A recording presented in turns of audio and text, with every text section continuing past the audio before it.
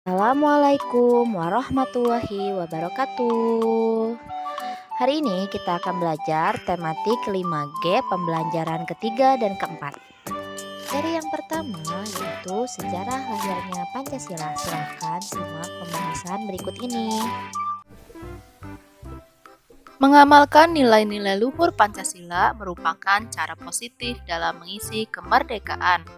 Oleh karena itu, Pancasila menjadi pandangan hidup bagi bangsa Indonesia. Lalu, bagaimana proses lahirnya Pancasila? Peristiwa lahirnya Pancasila. Pancasila lahir dari bahasa Sanskerta yaitu Panca dan Sila. Panca artinya 5 dan Sila artinya dasar. Jadi, Pancasila adalah 5 dasar atau 5 asas.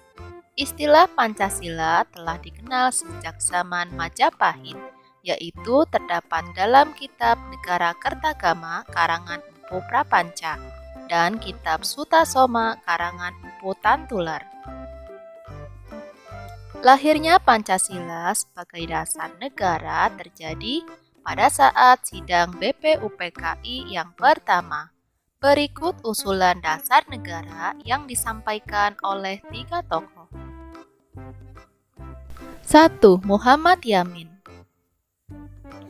Pada tanggal 29 Mei 1945, Muhammad Yamin mengusulkan 5 dasar negara, yaitu peri kebangsaan, peri kemanusiaan, peri ketuhanan, peri kerakyatan, dan kesejahteraan rakyat.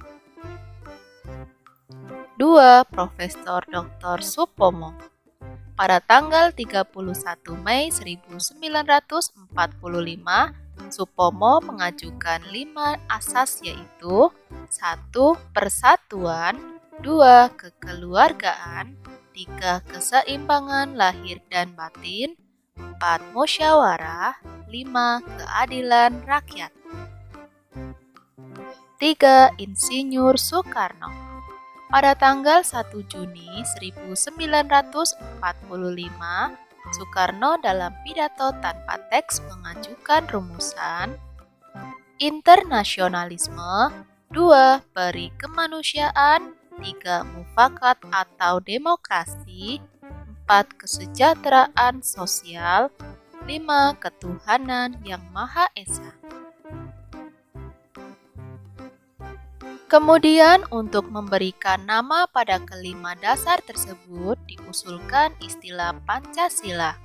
Tanggal 1 Juni 1945 dianggap sebagai hari lahirnya Pancasila sebagai dasar negara.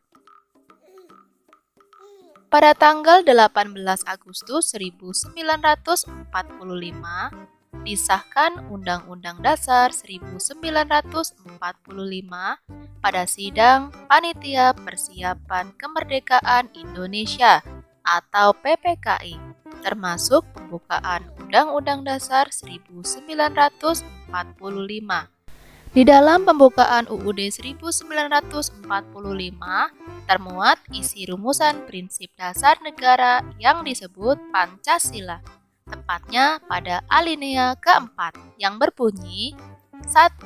Ketuhanan yang Maha Esa, 2. Kemanusiaan yang adil dan beradab, 3. Persatuan Indonesia, 4. Kerakyatan yang dipimpin oleh hikmat kebijaksanaan dalam permusyawaratan perwakilan, keadilan sosial bagi seluruh rakyat Indonesia. Dari rangkaian peristiwa itulah asal-usul Pancasila lahir ke bumi dan menjadi dasar negara kita. Nilai-nilai yang terkandung dalam sila-sila Pancasila mendasari kehidupan bangsa Indonesia. Setiap warga Indonesia harus mengamalkan nilai-nilai yang terkandung dalam sila-sila Pancasila. Dengan memahami dan mengamalkan nilai-nilai dalam sila Pancasila, maka kepribadian bangsa Indonesia akan terus terjaga. Ini adalah beberapa peran Pancasila bagi bangsa Indonesia. Yang pertama adalah menjaga kepribadian bangsa Indonesia. Yang kedua, menjaga keberagaman suku bangsa, budaya, sosial, dan ekonomi dalam masyarakat Indonesia. Dan yang ketiga adalah menjaga persatuan dan kesatuan bangsa Indonesia. Kegiatan selanjutnya, silahkan kalian membaca percakapan yang ada pada buku paket tematik 5G di halaman 137 sampai 139. Materi selanjutnya, menyikapi keberagaman di sekolah. Perbedaan merupakan hal yang umum dalam masyarakat Indonesia. Indonesia terkenal dengan keberagaman suku dan agamanya. Nah, agar kamu dan teman-teman dapat belajar dengan baik dalam keberagaman, maka kamu harus menerapkan beberapa sikap berikut. Yang pertama, toleransi. Toleransi didasarkan sikap saling menghormati martabat manusia, keyakinan, hati nurani, dan juga keikhlasan sesama makhluk hidup beragama. Contoh toleransi adalah menghargai teman yang sedang menjalankan puasa dengan tidak makan di depannya.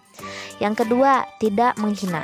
Sikap ini harus dilakukan karena meskipun berbeda agama dan budaya dan juga warna kulit, temanmu juga sama-sama belajar di kelas. Yang ketiga, mempelajari dan menikmati kebudayaan. Indonesia terdiri dari banyak pulau dan juga ratusan suku bangsa tersebar di seluruh wilayah Indonesia. Setiap suku memiliki kebudayaan seperti bahasa, adat, kepercayaan, tradisi, dan lainnya. Dengan mempelajari budaya suku lain, kita dapat mengerti keberagaman budaya bangsa. Yang keempat, menjaga kerukunan. Menjaga kerukunan adalah salah satu bentuk menghargai keberagaman, tidak membuat onar, tidak menghina, dan juga tidak merendahkan satu sama lain. Materi selanjutnya, cara melestarikan budaya lokal. Budaya lokal dapat dilestarikan dengan beberapa cara, diantaranya sebagai berikut. Yang pertama, pengalaman budaya adalah cara melestarikan budaya dengan mengalami langsung di lokasi budaya tersebut. Contohnya, suku Sunda mempelajari tari jaipong dan juga pencaksilat. Yang kedua, pengetahuan budaya adalah cara melestarikan budaya dengan membuat pusat informasi kebudayaan sehingga setiap orang dapat dengan mudah menemukan informasi tentang kebudayaan suatu daerah. Contohnya, dengan menggunakan produk lokal dan mengekspor barang hasil kesenian budaya lokal juga merupakan cara untuk menjaga budaya Indonesia agar diakui oleh negara lain. Manfaat melestarikan budaya lokal. Berikut adalah beberapa manfaat ketika kita melestarikan kebudayaan lokal. Yang pertama, memperkaya kebudayaan nasional sehingga keberagaman budaya kita semakin unik dan kian berwarna. Yang kedua, lestarinya budaya lokal setiap daerah akan menarik lebih banyak wisatawan mancanegara karena mereka akan tertarik untuk mempelajari sekaligus menikmati budaya lokal. Yang ketiga, seni budaya merupakan produk kreatif manusia sehingga pelestarian budaya dapat mengembangkan seni dan budaya yang baru yang lebih unik dan kreatif. Dan yang terakhir, menjaga agar kebudayaan lokal Indonesia tidak punah atau dimiliki oleh negara lain.